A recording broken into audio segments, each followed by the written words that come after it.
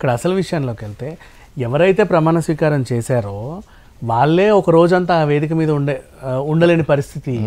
ఇక్కడ ప్రమాణ స్వీకారం అయిన వెంటనే మళ్ళీ బండెక్కి ఫ్లైట్ ఎక్కి వాళ్ళు పక్క రాష్ట్రానికి వెళ్ళాలి, ఒడిస్సాకి అక్కడికి వెళ్ళి వాళ్ళ చేత కూడా చేయించి రావాలి. వాళ్ళు కూడా బిజీగానే ఉన్నారు.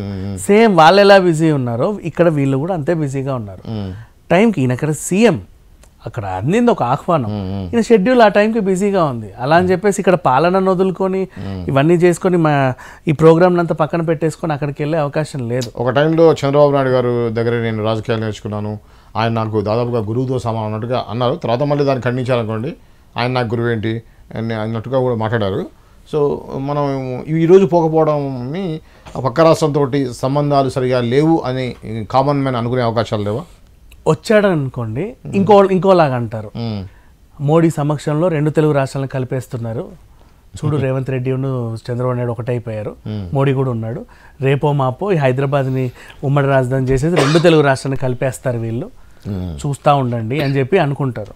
రాలేదనుకో ఈయనకి ఆయనకి పడట్లేదు, ఎడమొహం పెడమొహం, ఈ రాష్ట్రానికి ఆ రాష్ట్రానికి సంబంధమే లేదు, ఆయన గెలిస్తే ఎంత గెలవకపోతే ఎంత, ఈయనకు అసలు పట్టనట్టు చూడండి ఎలా ఉన్నాడో అంటారు. అంటే ఇక్కడ వెళ్ళినా ప్రాబ్లమే, వెళ్ళకపోయినా ప్రాబ్లమే అనే నోర్లు ఎప్పుడు అంటానే ఉంటాయి, అది కామన్. సో యాజ్ యూజువల్గా ఇప్పుడు ఎన్టీఆర్ ఎందుకు రాలేదు అనడానికైనా, రేవంత్ రెడ్డి ఎందుకు వెళ్ళాడన్నా, ఎవరి పనులలో వాళ్ళు బిజీగా ఉన్నారు, ఎవరి షెడ్యూల్స్ వాళ్ళకు ఉన్నాయి. వీళ్ళ షెడ్యూల్ ఖచ్చితంగా ప్రమాణ స్వీకారం చేయాలి కాబట్టి వాళ్ళు కూడా ఆ షెడ్యూల్ పెట్టుకున్నారు. అక్కడ అసలు ఎక్కడైతే ప్రమాణ స్వీకారం చేశారో ఆ రాష్ట్రంలోనే వాళ్ళు 24 గంటలు ఉండలేని పరిస్థితి, వాళ్ళకి బిజీ షెడ్యూల్స్ ఉన్నాయి, దేశం అంతా తిరగాలి. సో అందుకని చెప్పేసి ఒక హడావిడి పరిణామం. తర్వాత ఎప్పుడన్నా ఇప్పుడు మన ఫర్ ఎగ్జాంపుల్ మొన్న బాలకృష్ణ గారు 2 నెలలకు 3 నెలలకి రేవంత్ రెడ్డిని కలిసి బొకే ఇవ్వాల సరదాగా, సేమ్ అంతే మెల్లిగా నిదానంగా వెళ్ళి ఎప్పుడైనా ఫ్రీ టైం ఉన్నప్పుడు, అంటే హడావిడిలో అంతమందిలో కనీసం పల్లిగిలు ఇచ్చే టైం కూడా ఉండదు.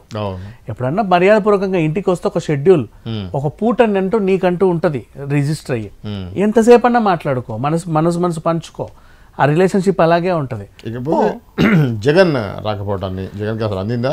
ఇంకోటి జగన్ ఏదో ఢిల్లీ వెళ్తున్నాడు అనేటువంటి ఒకటి వార్త ఆల్రెడీ మనం డిస్కస్ చేసాం, అదే జరుగుతూ ఉంది, దాని గురించి చెప్పండి. ఇది కూడా జగన్ గారికి నా ఫోన్ చేశారట, చంద్రబాబు నాయుడు గారే స్వయంగా ఫోన్ చేస్తే జగన్ లిఫ్ట్ చేయలేదు అని చెప్పి సామాజిక మాధ్యమాల్లో వార్త. ఫోన్ ఎక్కడుంది, నాకు ఫోన్ లేదు, నాకు అసలు నెంబరే లేదు, అసలు నాకు ఫోనే లేదు, నెంబరే లేదని ఆయన చెప్పాడు.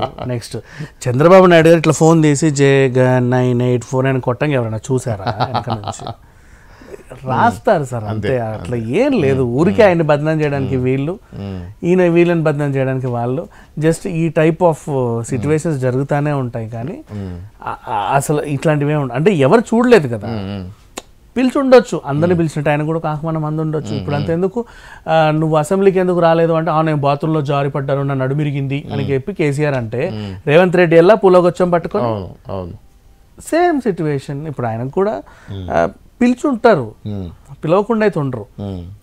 ఆయనకి ఏదో మోహన్ జల్లకో లేకపోతే నచ్చకో రాలేదు. ఇకపోతే జనాలు అందరి దృష్టి ఏంటంటే షర్మిల కూడా వస్తుంది అనుకున్నారు. ఎందుకంటే ఇంతకుముందు క్లోజ్గా ఎల్లో సారీ కట్టుకోవటం కానీ, జగన్ మీద తిరుగుబాటు చేయడం విషయంలో కానీ తెలుగుదేశంతో ఈక్వల్గా తను పోరాడింది కదా, సో తన్ని కూడా ఆహ్వానం అందుతుంది అని అనుకున్నాం. అందిందా? ఎందుకు రాలేదు? ఇక్కడ ఎన్డీఏ ప్రభుత్వం ప్రమాణ స్వీకారోత్సవం చేస్తున్నప్పుడు యూపీఏ రాదు కదా, అందుకు మేబీ ప్రోటోకాల్ వాళ్ళ పార్టీ ప్రోటోకాల్ ప్రకారంగా ఈయన పోలా, ఆమెను కూడా వద్దు, కావాలంటే ఎప్పుడన్నా నివాసంకి వెళ్ళి కలిసి పూలగోచం ఇచ్చేయి, అదే పసుపు చీర కట్టుకొని వెళ్ళు, నేను ఎవరొద్దన్నారు, అంతే కదా, విత్ రెడ్ బార్డర్ వెళ్ళు, పసుపు చీర విత్ రెడ్ బార్డర్ కట్టుకొని వెళ్ళు, వద్దని ఎవరు చెప్పలేదు కదా. బేసిక్ వెళ్ళేసి కాసేపు మాట్లాడరా, నీకు అంటే ఒక ఫ్రెండ్లీ రిలేషన్ అయితే ఉంది. ఎంతకన్నా మీ నాన్నకి మంచి ఫ్రెండ్, మీకు కూడా ఫ్యామిలీకి మంచి ఫ్రెండే. రాజకీయ ప్రకారంగా మీకు ఏమన్నా విభేదాలు ఉంటే పార్టీ కానీ ఫ్యామిలీకి ఫ్రెండే. మరి ఎలాగైతే నీ కొడుకు పెళ్లికి ఆహ్వానించావో అలాగే మళ్ళీ ఒక బొకే పట్టుకొని వెళ్ళి, ఒక పట్టు శాలువా పట్టుకొని వెళ్ళి కప్పేసి, ఇదిగోండి మీకు శుభాకాంక్షలు అని తెలిపేసి వచ్చాయి. వీలైతే ఒక చెక్క ముక్క ఏదో ఒకటి ఇస్తారుగా, అట్లా సరిపోయింది. అండ్ ఇకపోతే మళ్ళీ ఇంకొక వార్త, షర్మిల గారంట అందరికి శాలువాలు తెచ్చి మంత్రులందరూ కప్పేసిందంట. చిపో నీ శాలువా నాకు వద్దని చెప్పి వీళ్ళు ఇసిరి పడేశారంట అని చెప్పి వార్తలు. ఇట్లాంటివన్నీ పుకార్లే, జస్ట్ ఆ టెరిటరీని, ఆ ఏరియాని, జరిగే ఎపిసోడ్ని, ఆ కార్యక్రమాన్ని డిస్టర్బ్ చేయడానికి కొన్ని అల్లరి ముక్కలు చేసే చిల్లర వేషాలు అంతే ఆన్లైన్లో, అంతే తప్పించి అఫీషియల్గా వీటన్నిటి పట్టించుకోవాల్సిన అవసరం అయితే లేదు. అండ్ మళ్ళీ వాళ్ళు వచ్చారు వీళ్ళు రారు అంటే ఎవరెవరి పనులలో వాళ్ళు బిజీగా ఉన్నారు. ఖచ్చితంగా మనిషి అటెండ్ అయ్యాలి, లేకపోతే అసలు ప్రాణం పోతుంది అనుకునే ఈవెంట్ అయితే కాదు. జస్ట్ ఒక శుభసూచకం అంతే. వాళ్ళ వాళ్ళు గెలిచారు, వాళ్ళు సెలబ్రేట్ చేసుకుంటున్నారు. నీకు కూడా వాళ్ళకి శుభాకాంక్షలు చెప్పాలనుకుంటే ఎప్పుడన్నా వెళ్ళి పర్సనల్గా వెళ్ళేసి ఒక గులాబీ పువ్వు ఇచ్చి చెప్పు, లేదు అంటే కామ్గా కూర్చో, అంతే. అంతకుమించి ఏం లేదు. ఖచ్చితంగా మన ప్రెజెన్స్ లేకపోతే ఇక అసలు మన జీవితమే వేస్ట్ అనే లెవెల్లో మాత్రం దీన్ని క్రియేట్ చేయాల్సిన అవసరం లేదు.